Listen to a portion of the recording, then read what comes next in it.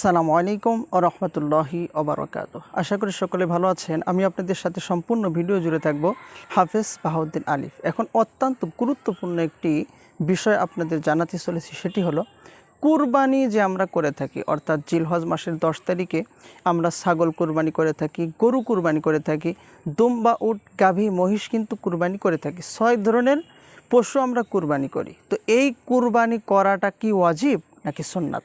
অনেকেই জানেন না। সে বিষয়টি কুরআন এবং হাদিসের দলিল সহ খুলাসা করার চেষ্টা করব। আপনাদের জানিয়ে দিব যে এই কুরবানি করা ওয়াজিব নাকি সুন্নাত। তো বন্ধুরা, কুরবানি হলো হজরত আদম আলাইহিস সালাতু ওয়াস সালাম থেকে কিন্তু চলে আসছে। অর্থাৎ হজরত হাবিল এবং কাবিল রাদিয়াল্লাহু তাআলা আনহুমা, তারা দুইজন কিন্তু এই কুরবানির প্রথা কিন্তু সেইখান থেকেই কিন্তু শুরু হয়। অর্থাৎ আদম আলাইহিস সালাতু ওয়াস সালামের দুইজন সন্তান ছিল। তারা আল্লাহ তাআলার সন্তুষ্টির জন্য আল্লাহ তাআলা তাদেরকে কুরবানি করতে বলে। তো একজন একটি পশু কুরবানি করেন, আর একজন কিছু ফসল আল্লাহর রাস্তায় কুরবানি করেন। তো আল্লাহ তাআলা ওই পশু কিন্তু কুরবানি আল্লাহ তাআলা কবুল করেন। আল্লাহ তাআলা আকাশ থেকে একটা আগুন পাঠিয়ে ওই পশুটি পুড়িয়ে দিয়ে যান। অর্থাৎ আদম আলাইহিস সালাতু ওয়াস সালাম থেকে যে ইতিহাস জানা যায় সেটি হলো, তৎকালীন সময় আদম আলাইহিস সালাতু ওয়াস সালামের সন্তানদেরকে আল্লাহ তাআলা কুরবানি করার আদেশ দিয়েছিলেন। ওই কুরবানি, যার কুরবানি কবুল হতো, আকাশ থেকে আগুন এসে সেই পশুটি বা সেই বকরিটি, সেই জানোয়ারটি বা সেই পশুটি কিন্তু পুড়িয়ে দিত। পুড়িয়ে দিলেই তারা বুঝতে পারতো যে কুরবানি কবুল হয়েছে। এটাই কিন্তু নিয়ম ছিল। তো পরবর্তীতে যে সমস্ত নবী রাসূলগণ আসছেন, তারা সকলেই কিন্তু কুরবানি করেছেন। এমনকি আমাদের জাতির পিতা, আমাদের মুসলিম মিল্লাতের পিতা ইব্রাহিম আলাইহিস সালাতু ওয়াস সালামের বিশেষ করে তিনি কিন্তু কুরবানি করেছেন। অর্থাৎ আল্লাহ তাআলা তাকে স্বপ্নে দেখান যে তোমার সব থেকে প্রিয় বস্তু তুমি কুরবানি করো। ইব্রাহিম আলাইহিস সালাম প্রথমে উট কুরবানি করেন। এইভাবে 3 বার স্বপ্ন দেখার পরে আল্লাহ তাআলা আবার স্বপ্ন দেখান যে তুমি আল্লাহর রাস্তায় কুরবানি করো, তোমার সব থেকে প্রিয় বস্তু। তখন তিনি চিন্তা করলো যে আমার বৃদ্ধ বয়স আল্লাহ তাআলা যেই সন্তানটি দিয়েছে, হযরত ইসমাইল আলাইহিস সালাম, এই ইসমাইল আলাইহিস সালামই আমার কাছে সব থেকে প্রিয়। অর্থাৎ ইসমাইল আলাইহিস সালামকে তিনি কুরবানি করার সিদ্ধান্ত নিলেন। তার স্ত্রীকে বলল যে ইব্রাহিম আলাইহিস সালামকে কোথাও নিয়ে যাবেন এক জায়গাতে। নিয়ে যাইতে যাইতে প্রতিমধ্যে শয়তান কিন্তু 3 বার ধোঁকা দিয়েছিল। সেইখানেই হাজী সাহেবরা কিন্তু পাথর নিক্ষেপ করেন সেইটা অনুসরণ করে। তো তার পরবর্তীতে এই স্বপ্নের ব্যাখ্যা ইব্রাহিম আলাইহিস সালাম ইসমাইল আলাইহিস সালামকে জানায় যে ফালাম্মা বালাগা মাহুস সায়া ক্বালা ইয়া বুনাইয়া ইন্নী আরা ফিল মানাম। পরবর্তীতে ইসমাইল আলাইহিস সালাম রাজি হয়ে যান যে আল্লাহ তাআলা যদি আদেশ দেন তো অবশ্যই আপনি কোরবানি করতে পারেন। তো পিতা পুত্র যেই রাজি সেই কাজ আল্লাহ তাআলার আদেশে ছুরি চালান।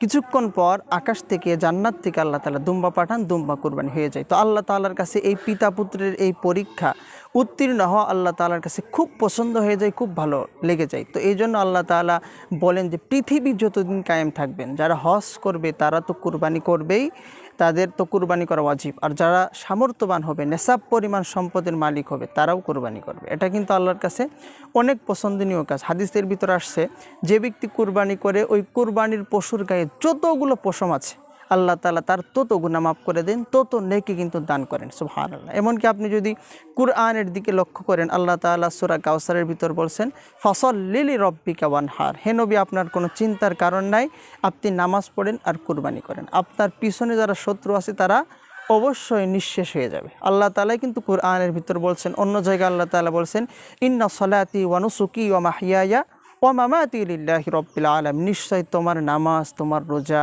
তোমার ইবাদত বন্দেগী, তোমার কুরবানি একমাত্র আল্লাহর জন্য। তো এই সমস্ত কুরআন এবং হাদিস ইতিহাস সামনে রাখলে বোঝা যায় যে নবী সাল্লাল্লাহু আলাইহি সাল্লাম কিন্তু উম্মতদের পক্ষ থেকেও আল্লাহর কাছে কুরবানি করেছেন।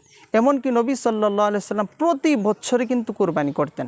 অর্থাৎ মক্কা থেকে যখন মদিনায় হিজরত করলেন, তো মদিনায় গিয়ে প্রতি বছরে কিন্তু নবীজি কুরবানি করেছেন।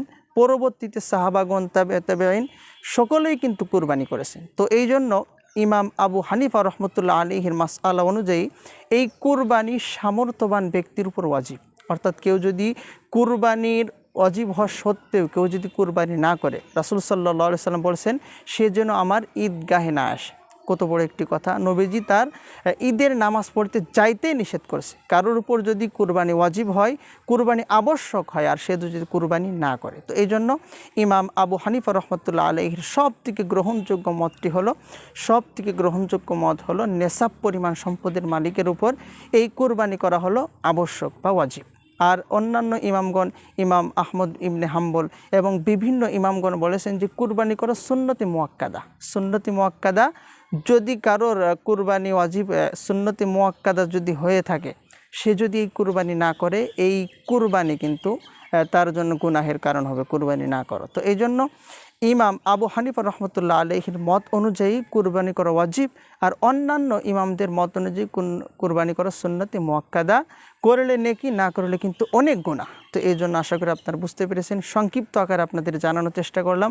আল্লাহ তাআলা আমাদের যাদেরকে সামর্থ্যবান বানিয়েছেন, নেশাব পরিমাণের সম্পদ মালিক বানিয়েছেন, আল্লাহ তাআলা তাদের সকলকেই ওয়াজিব মনে করে, কুরবানি করা ওয়াজিব মনে করে প্রতি বছরে সঠিক পশু, ত্রুটি মুক্ত পশু ক্রয় করে আল্লাহ তাআলা আমাদের সঠিকভাবে একমাত্র আল্লাহর সন্তুষ্টির জন্যই কুরবানি করার তৌফিক দান করুক। সকলে ভালো থাকবেন, সুস্থ থাকবেন।